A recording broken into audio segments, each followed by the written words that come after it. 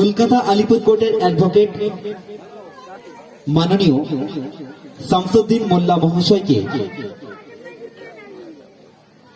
Batch এবং উত্তরীয় পরিয়ে সম্বোধনা জানাবেন মাননীয় আব্দুর রহমান সাহেব।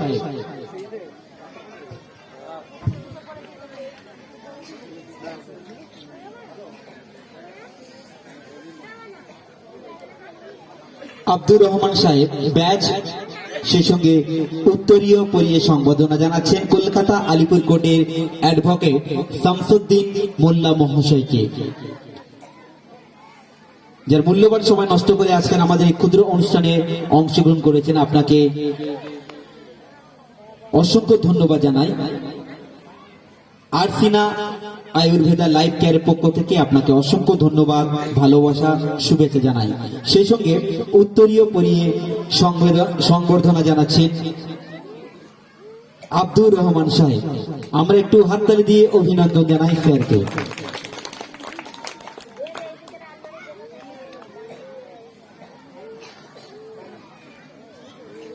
আমাদের মধ্যে উপস্থিত হয়েছেন, আপনারা দেখলেন, কলকাতা আলিপুর কোর্টের অ্যাডভোকেট মাননীয় শামসুদ্দিন মোল্লা মহাশয়।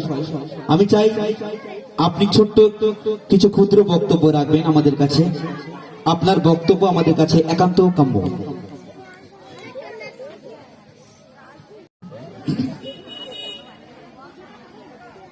আজকের এই মহতী সভায় আমি আসতে পেরে নিজেকে ধন্য মনে করছি।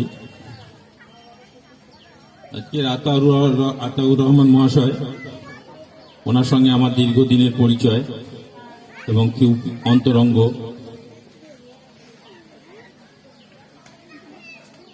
আমার সঙ্গে সুসম্পর্ক রয়েছে।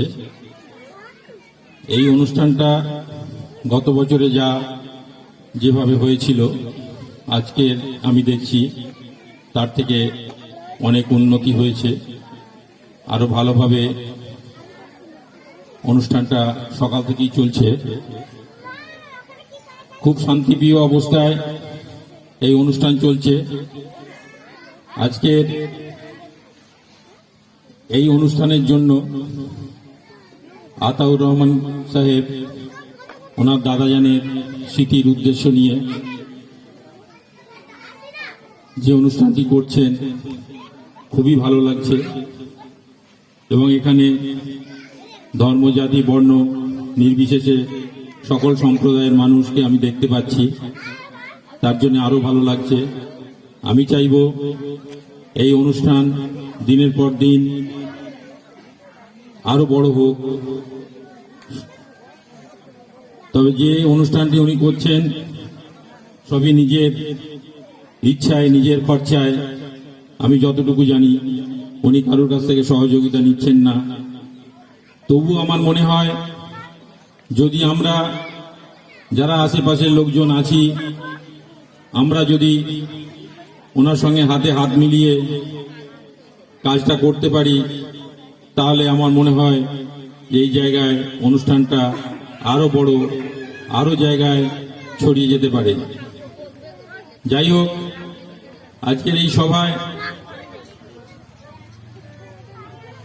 দূর দূরান্ত থেকে যে সমস্ত মা বোনেরা এসছেন, তারা সকলেই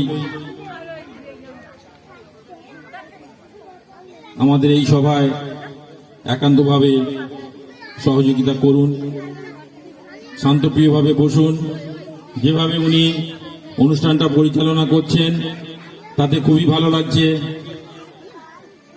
সকাল থেকে খাওয়া দাওয়ার আরম্ভ করে সমস্ত কিছুই উনি ব্যবস্থা করেছেন আমাদের জন্য।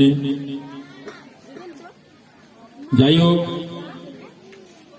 এই আতাউর রহমান সাহেব আমার খুব ভালোবাসার লোক, খুব প্রিয় লোক।